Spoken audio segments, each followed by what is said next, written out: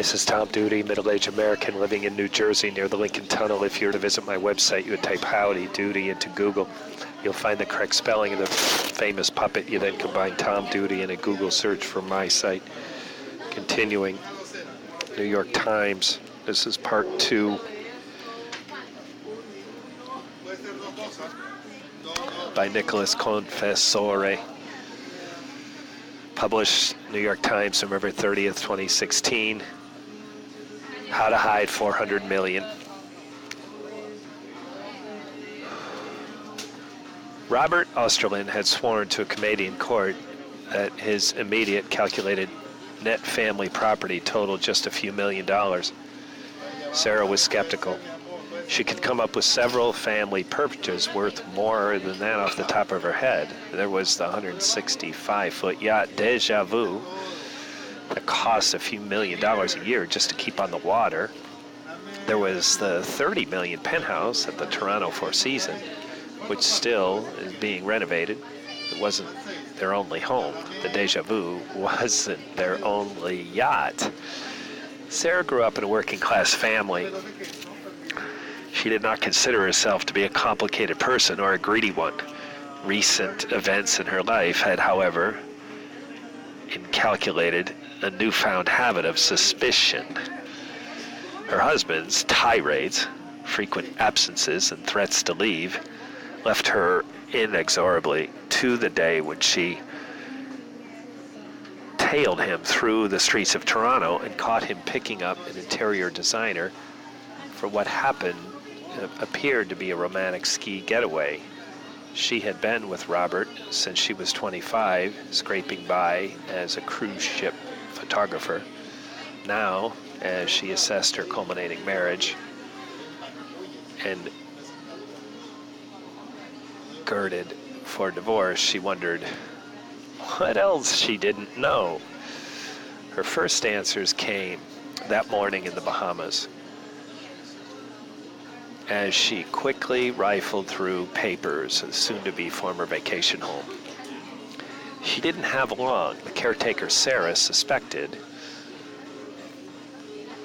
was loyal to her husband and soon would alert him that she was there. In a pile of mail was a statement from a bank, Luxembourg, showing an account with at least $300 million in cash. She had never seen it before. There were 2 laptops, one with baby photos of their younger daughter, which she set aside in a cupboard where documents concerned not only for Xacti, the internet company she and Robert had built, but also oddly named corporations in other states and countries. Finally, there was a statement from their accounting firm. She had never seen that before either. The accountant seemed to think her husband was worth at least $300 million.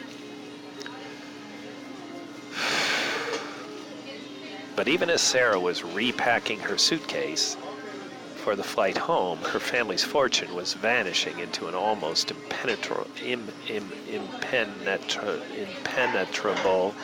array of shell companies, bank accounts and trusts, part of a worldwide financial system catering exclusively to the very wealthy.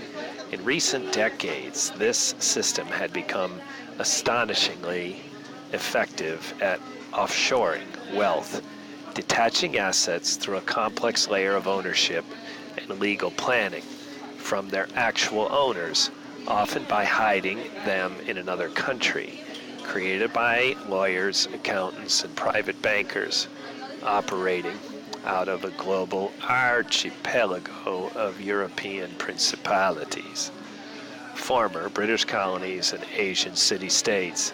The system had one main purpose: to make the richest people in the world appear to own as little as possible.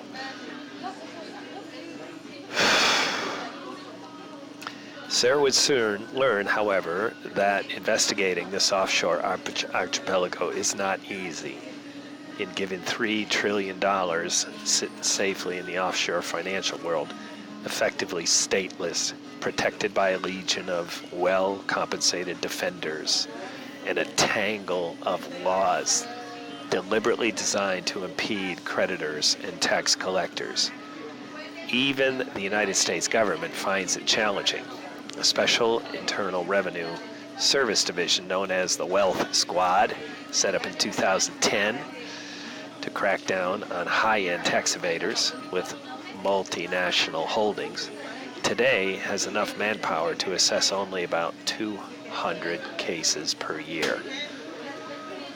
Sarah would rely on her own wealth squad, a pair of highly creative lawyers. Using Sarah herself as ultimate informant, it would take them more than 2 years and $1 million to breach the defenses of the offshore financial world.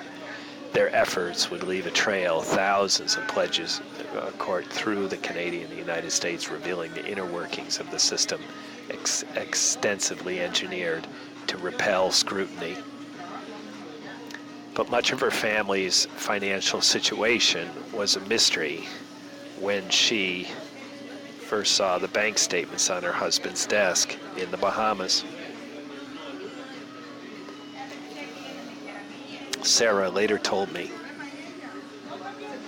she packed the laptop and documents and left her suitcase near the front door where for one last walk on the beach. When she returned to the house, the caretaker was nowhere to be seen. A different number of the household staff, kindly older man who tended to the landscaping and washed the family boats, had already put her suitcase into a waiting taxicab. She hugged him goodbye and drove to the airport. When she opened the suitcase at the security line, there was no laptop, there was no paperwork. It was all gone. Robert wasn't born rich either. When Sarah first met him on a cruise ship off Helsinki in the 90s, he ran a struggling flower import business. He was tall, piercing blue eyes, and a boyish charisma that outlasted his initial awkwardness. Sarah, who grew up in Wales, found him charming. They married in 1998 on the Caribbean island of Dominica and settled in the United States. Living in Florida and New York, they started a series of companies. Robert came up with most of the ideas. Sarah would later state in court filings that she ran the companies day to day. Sarah hired the employees, trained them, and helped manage the offices. The earliest success was a direct mail firm called Credit Key Express, which promised credit cards to people with bad credit. Later, they started Columbian House-style online membership club that sold Discovery Mover posters and books, DVDs, and dietary supplements. Xacti, which came to enfold most of their ventures, sold banner ads, video games, and various other kinds of software, including toolbars that promised to clean viruses off a computer for free, up space in your hard drive. The business threw off enormous amounts of cash, and by the mid-2000s, Robert and his wife had become wildly rich. They bought a $5 million house back in Finland and their first yacht, a 48-foot cruiser. Sarah is 47, with a round, watchful face, well-kept brown hair. I first met her in the spring of 2015, in a coffee house in New York. She rarely smiled, and I found her unexpectedly reserved for a wife of a jet-setting, large, living entrepreneur. She explained that Robert was the flamboyant one, an insecure man ruined by his sudden wealth. I was his stop button. No, I don't need it, Sarah told me. No, we don't need it, Sarah told me, was kind of a never content. He always needed to buy the next thing. In 2007, they bought their first private jet and then a bigger boat, an 82-footer that Sarah named Integrity. She liked the name, she explained. At the time, Robert was. I thought he had integrity. This has been Tom Doody, middle-aged American living in New Jersey near the Lincoln Tunnel. If you were to visit my website, you type Howdy Doody into Google. You'll find the correct spelling of the famous pipe. You then combine ciao into part 2.